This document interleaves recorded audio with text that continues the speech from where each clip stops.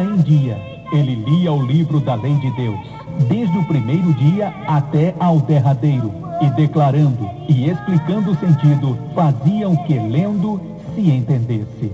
Está entrando no ar o programa Explicando a Bíblia.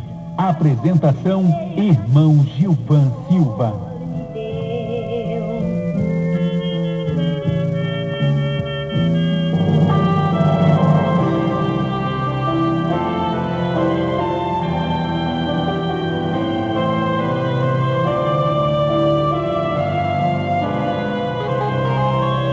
14 horas e 2 minutos em Natal. Boa tarde, meu querido irmão. Boa tarde, minha querida irmã. Que a graça e a paz preciosa do nosso Senhor e Salvador Jesus Cristo mais uma vez sejam nossas companheiras, meu irmão, em mais esta edição do programa Explicando a Bíblia, neste dia 15 de setembro do ano de 2014. Na comunicação das 14 às 15 horas, como você sabe, o irmão Gilvan Silva. E o programa Explicando a Bíblia tem diversos propósitos, eu sempre falo isso, e dentre os seus diversos propósitos, o propósito de nos incentivar a ler a Bíblia diariamente, de forma disciplinada, de forma tranquila, de forma que tenhamos a vontade vinda de dentro do âmago da alma de aprender do Senhor e, consequentemente, colocar em prática o aprendizado, e realmente se torna uma leitura substancial. Hoje a gente vai trabalhar o capítulo 26 do livro de Números. Esse capítulo, meu irmão, ele registra mais um recenseamento dos homens de 20 anos em diante, aptos para a guerra, né? Depois de muitos anos, mais de 35, Israel estava prestes a entrar em Canaã e era importante fazer um levantamento militar para poder traçar as estratégias de ataque, até porque a partir dali eles é que tomariam a iniciativa, eles é que atacariam para tomar posse daquela terra.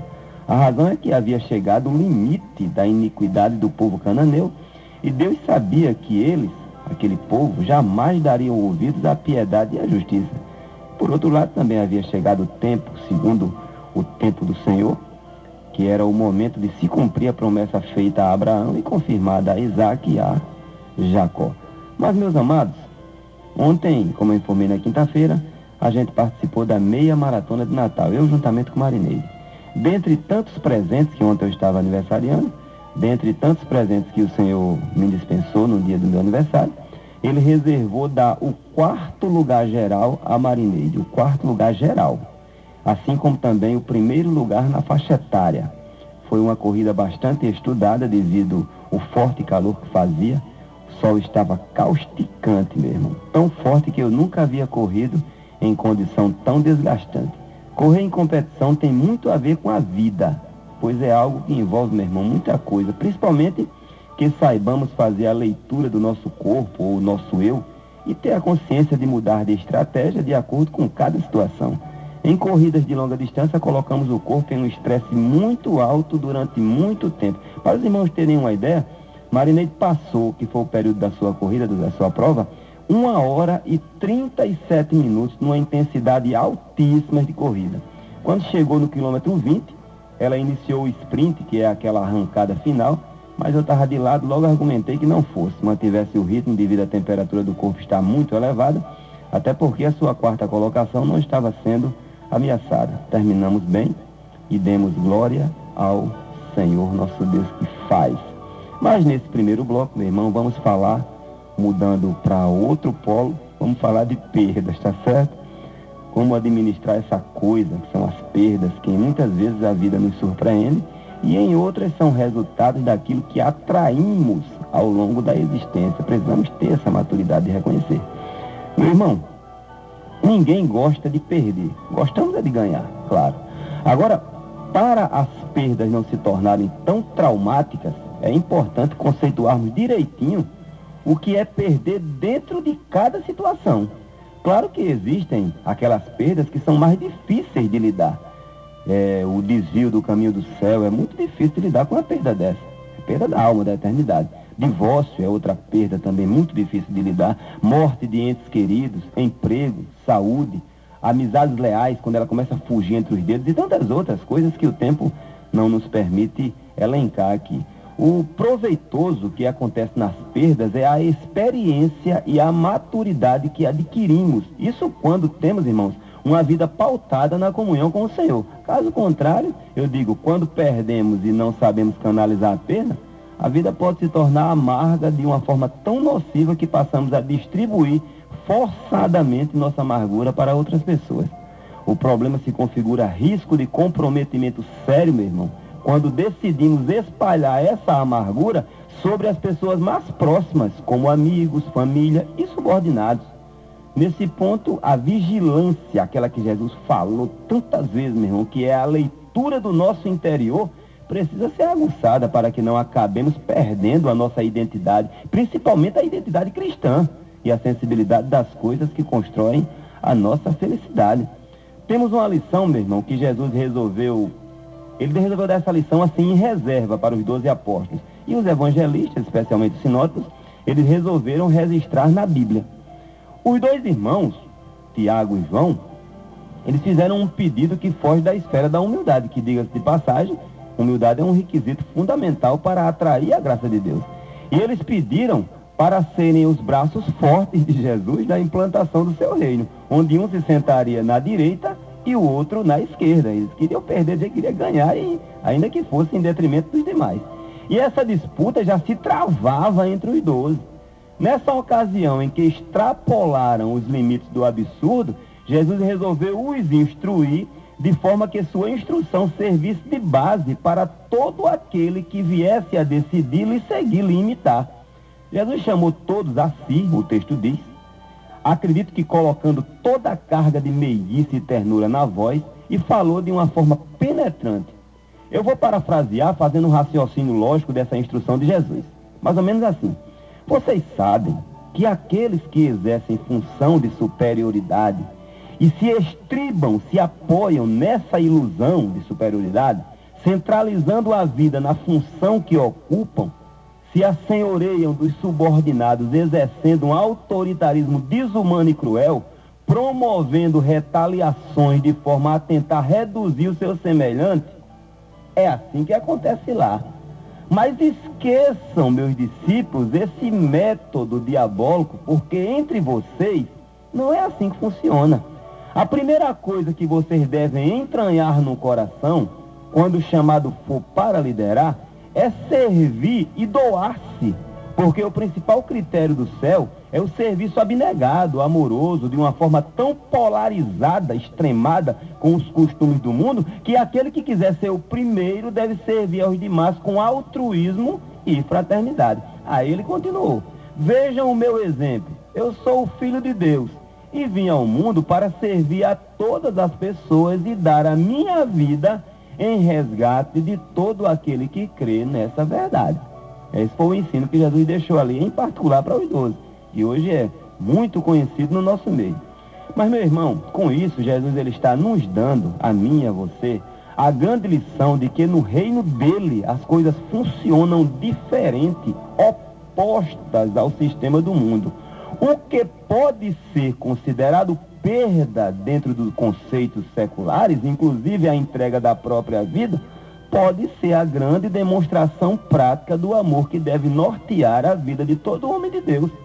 Então, tomando posse da graça que é expressada também através do bom ânimo, precisamos urgentemente olhar para o amanhã, o eterno, e aprender a lidar com as perdas, reputando-as por ganho, como falou o apóstolo Paulo. Nada é mais importante, irmãos, que uma consciência tranquila, leve, certos que estamos fazendo as coisas com ética, entrega e coração. A partir daí, as perdas não tomam a dimensão de perda dentro do conceito humano. Sabe por quê? Porque Jesus nos ensina a lidar com elas sem excesso e sem autopiedade. O nome disso é maturidade, sabedoria de Deus, meu irmão. Ou seja, a minha perda não vai afetar outra pessoa, porque eu decidi isso e o Senhor é comigo. Dessa forma, meu irmão, eu, Gilvan, não precisarei de mais nada para ser vitorioso. Praxe também essa ideia. Desemprego? O Senhor cuidará de mim. Enfermidade? O Senhor é o meu Jeová Rafá. e no céu eu terei um corpo glorioso. Divórcio doloroso, bola para frente, pois eu escolhi Jesus como meu esposo e ele já me ensinou a canalizar bênçãos desde o dia que ele pedi perdão. Perseguição, Deus não permitirá que eu seja alcançado. Ah, meu irmão, com essa dose de confiança, eu e você seremos uma bênção para as pessoas, até porque elas não são culpadas das nossas frustrações. Com isso, vamos construindo uma cadeia cooperativista ao nosso favor, ainda que a intenção primária não seja essa. E as pessoas passarão a sofrer e sorrir conosco, dependendo das circunstâncias. Vou contar um pequeno testemunho, sem citar nomes. Um desses dias, um grande amigo, que na época era meu pastor, nos informou, no momento que estava havendo a escola bíblica dominical na igreja, que um de seus filhos havia sofrido um acidente de carro, e um acidente, a informação que ele teve, que era de proporção grave. Meu irmão, ele saiu para prestar a assistência necessária e ficamos, mas todos, como em uma corrente, onde os elos eram nossos corações em unidade por aquela vitória. A causa era delicada e merecia uma junção de forças, claro, independente de quem fosse. Mas depois de passado o susto, tudo saiu bem. Eu pensando na expressão de sofrimento em cada rosto naquela manhã, depois da notícia sabida, eu concluí que a parcela maior do sofrimento daqueles irmãos, e diga-se passagem meu também, foi por causa de uma construção erguida ao longo dos anos, não apenas por parte daquele pastor, mas também por aquele jovem acidentado. Então, no momento do choro, há toda uma facilidade das pessoas chorarem também juntas. Não existe aquela acusação, tá vendo, é aí, é fruto, é aquilo, é não sei o quê, não. Mesmo assim também no momento do sorriso. Quando aprendemos a lidar com nossas perdas, meu irmão, sem distribuí-las com outras pessoas injustamente, no nosso dia a dia, no nosso dia mal, essas pessoas tranquilamente vão chorar conosco.